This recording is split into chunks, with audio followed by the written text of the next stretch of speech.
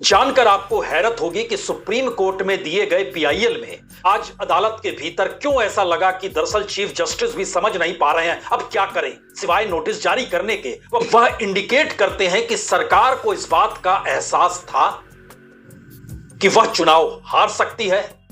चुनाव जीतने के लिए चुनाव आयोग की भूमिका बड़ी होगी और चुनाव आयोग ही यह सोच ले और तय कर ले कि सत्ता को चुनाव कैसे जिताना है, कैसे यह अधिकार मिल गया।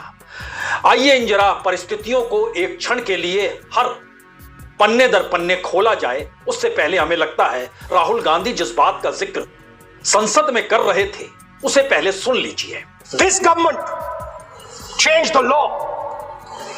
They changed the law to make sure that no election commissioner could be punished for any action they take while they are election commissioner.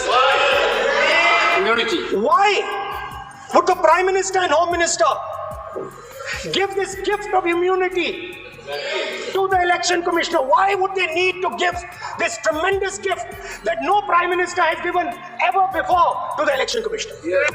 तो क्या वाकई सरकार को इस बात का एहसास हो चला था कि अगर चुनाव आयोग उसके साथ खड़ा नहीं होगा तो वो चुनाव हार जाएगी, या फिर चुनाव जीतने के लिए चुनाव आयोग की भूमिका होनी चाहिए जो इस दौर में तमाम विपक्षी राजनीतिक दल बार बार जिक्र कर रहे हैं।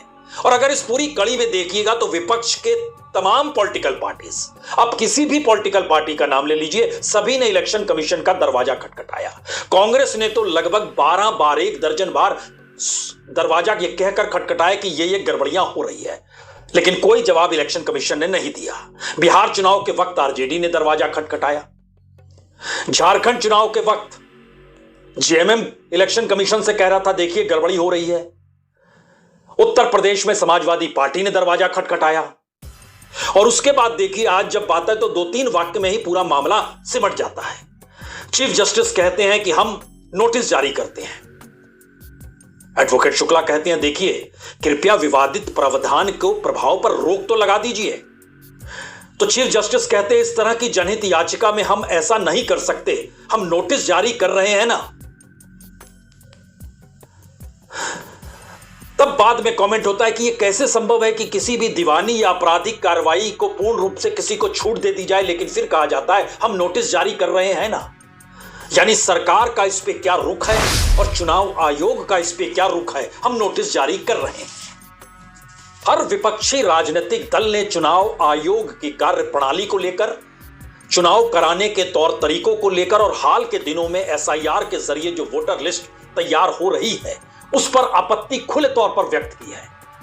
उत्तर प्रदेश के भीतर अखिलेश यादव कहते हैं हमारे वोट कट रहे हैं।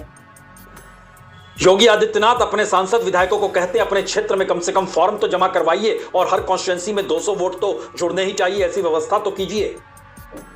बिहार के भीतर क्या हो रहा था, बंगाल के भीतर मौजूदा वक्त में क्या हो रहा है, बाकायदा पत्र बड़े बड़े लिखे गए। ममता बनर्जी ने पत्र लिखे जो इलेक्शन कमीशन में आए, लेकिन कोई कार्रवाई नहीं, कोई पहल नहीं। क्यों?